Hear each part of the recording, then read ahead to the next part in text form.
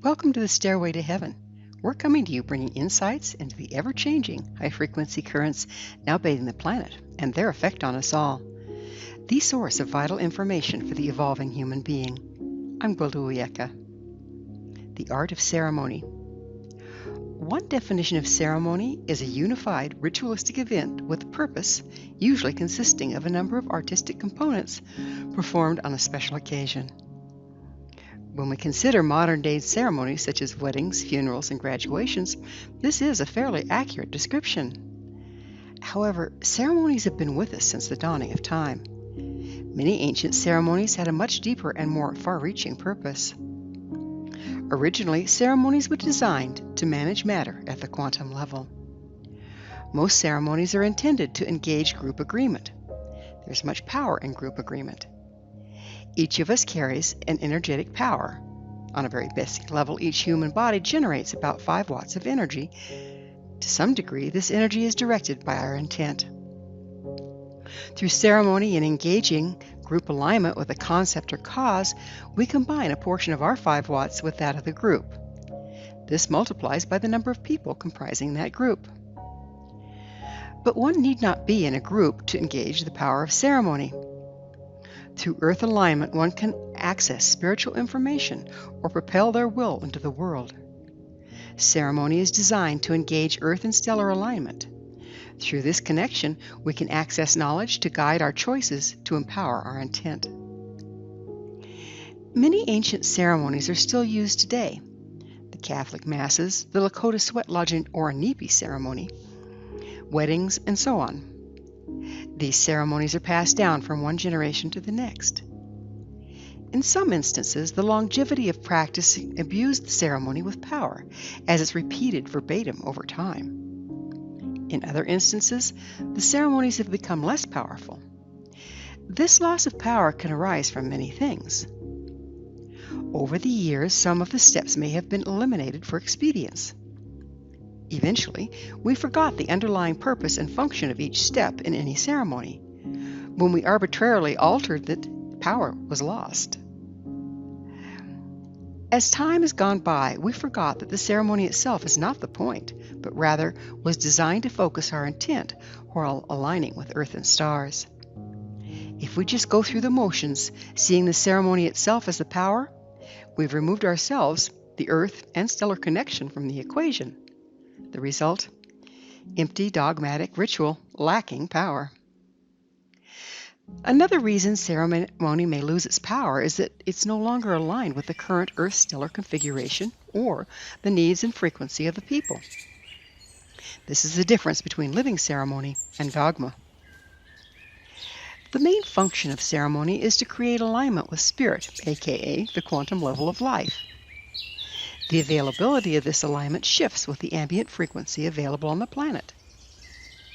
This ambient frequency is mapped by the ages of the zodiac. There are 5 different methods of spiritual connection that are available to us as the sun moves through the ages of the zodiac. We'll call these unity, wise ones, shaman, monk, and dogma. These 5 levels correspond to the energy or level of frequency available as our sun moves from a high-frequency portion of the galaxy to a lower one and back. They are as follows. Unity. The last time we were in a high-frequency area of the galaxy was in the age of Leo.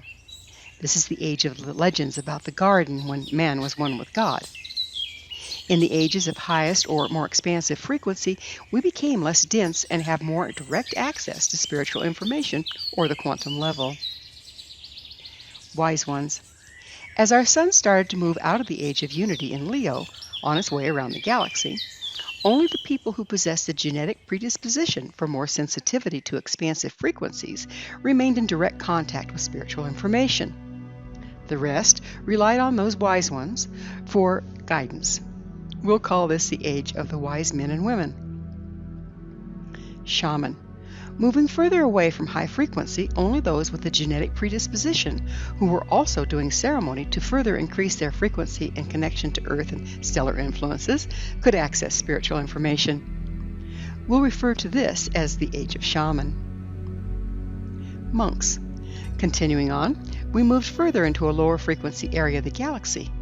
Only those with genetic predisposition who were doing ceremony and who were cloistered from the general populace could access spiritual information. We'll call this the Age of the Monks. Dogma. Finally, in the Age of Taurus, all that was left were the ceremonies and scriptures, with virtually no one having direct access to spirit or unity. This is the center of the Long Dark, the Age of Dogma. Those who performed ceremonies or interpreted the scriptures were the only spiritual guidance available. In the absence of spiritual connection, everything was subject to personal interpretation and the agenda of those doing the interpreting. We've now moved around the zodiac, reversing this process as we enter the Age of Aquarius. Like the Age of Leo, Aquarius is another high-frequency portion of the galaxy. Our continued trek as we cyclically move from dark to light, we pass from dogma, monk, shaman, and wise ones back to unity. This is the very evolutionary process increasingly available to us. Each stage requires a different relationship to ceremony. In addition, every individual may be in a different stage of the process regardless of the age that we're in. The age simply provides frequencies that support one expression over another. It's up to us to seek alignment with the expression that best supports our purpose. This is a long way around the block to explain the importance and necessity of living ceremony. No one ceremony supports all the people at any given time. It's not a matter of memorizing and performing ancient ceremonies verbatim, but rather learning the underlying principles inherent in all ceremonies and using the principles to build a living ceremony appropriate to the time, place, participants, and purpose. A basic formula for ceremony consists of intent and bottom line. Decide the purpose of the ceremony and document in a journal.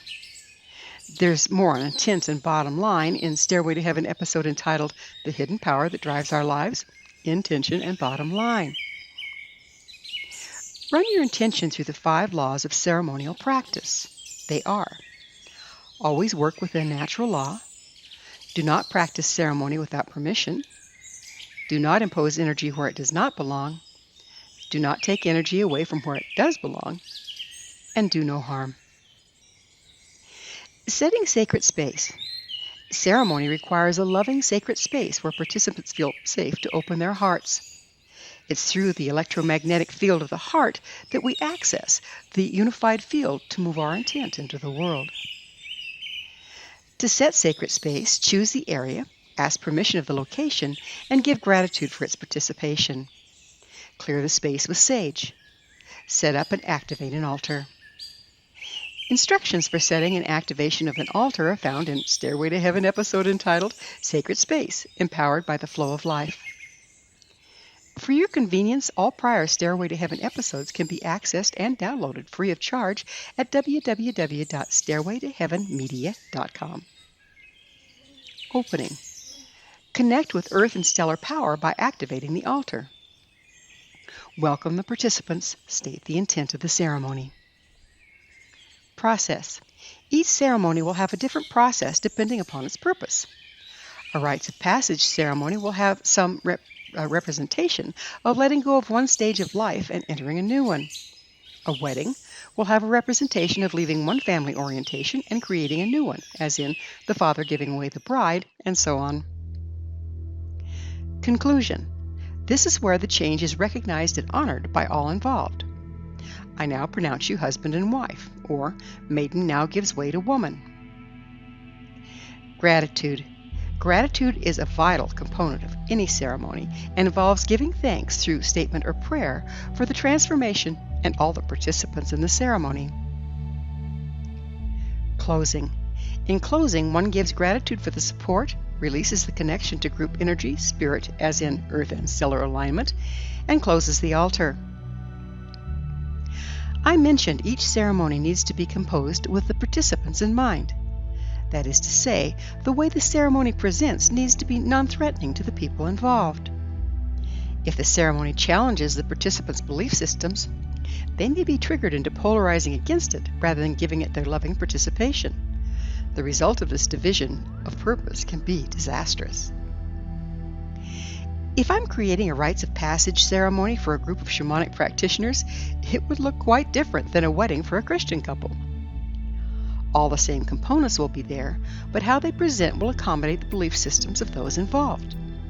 For instance, in the rites of passage for the shamanic group, I would tend to openly and clear the space, set the altar, and call in the directions.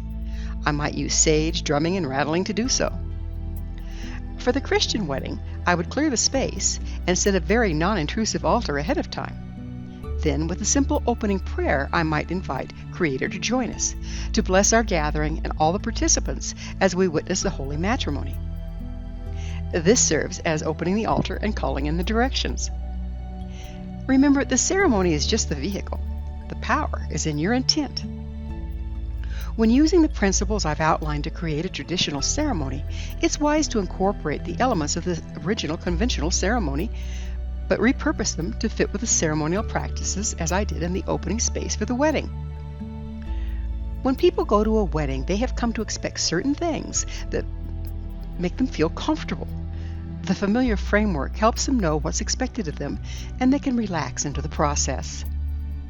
Sometimes a bride and groom may want to totally vary from tradition. I advise them to incorporate just enough of it to put their guests at ease. The ceremony is a formal way of managing the energetic aspects of your life. For the most part, the average person is unaware of the energy present in their world, but they're still impacted by it. A perfect example is in moving from one home to another. What that usually involves is taking all of your stuff from one house, putting it in the next. Done deal. If this is all you do, it may be a long time before you feel at home in your new place. Why? You left all your energy in the old house and moved into one that's still holding the energy of the former residence. This can be solved by using ceremony to clear your new home, removing your energy from the old one and putting it in the new. After removing your energy from the old home, give gratitude for your time there and bless it to its new occupants. By doing this, you've released your attachment to the old and are free to occupy the new home. As with all ceremony, this is done through your intent. To collect your energy, you can use a crystal or any rock and clear it by running it through sage smoke or underwater. Then, hold it and walk counterclockwise through each room, intending all your energy that still serves you leaves the space and moves into the stone. Then, give gratitude and clear your old home with sage, blessing it to the new occupants. To bless to the new occupants, simply state, "I now release you and bless you to your new family." To clear either home, use sage with the intent that the energy that doesn't serve the house's new purpose is dismantled to its constituent parts to be repurposed. After clearing your new home, walk through the space clockwise, holding the stone and intent that your energy is released into your new home. You can get more specific by refining your intent.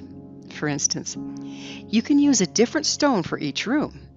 If there's a child's room that the child has grown and is going away to college, you can remove their essence and send it with them to the dorm, or set it up in an extra bedroom in your new home so they have a comfortable and familiar space to be in when they visit, or both. Once you start working consciously with ceremony, you'll find everything you do can be profoundly effective. Though it may take time and forethought, the results are so empowering, it's well worth the effort. Through this simple practice, you're bringing the power of earth and stellar alignment to help manage energy and enrich your world. Thank you for joining me, Gwilda Wiyaka, on the Stairway to Heaven, where we provide updates on the energetic currents facilitating our evolution into conscious, powerful co-creators. As I'm sure you've noticed, not only do the Stairway to Heaven episodes stand alone, but they weave together to form a map to evolution and personal empowerment as we enter the new era. To revisit this or any of our past episodes, visit our archives at www.stairwaytoheavenmedia.com.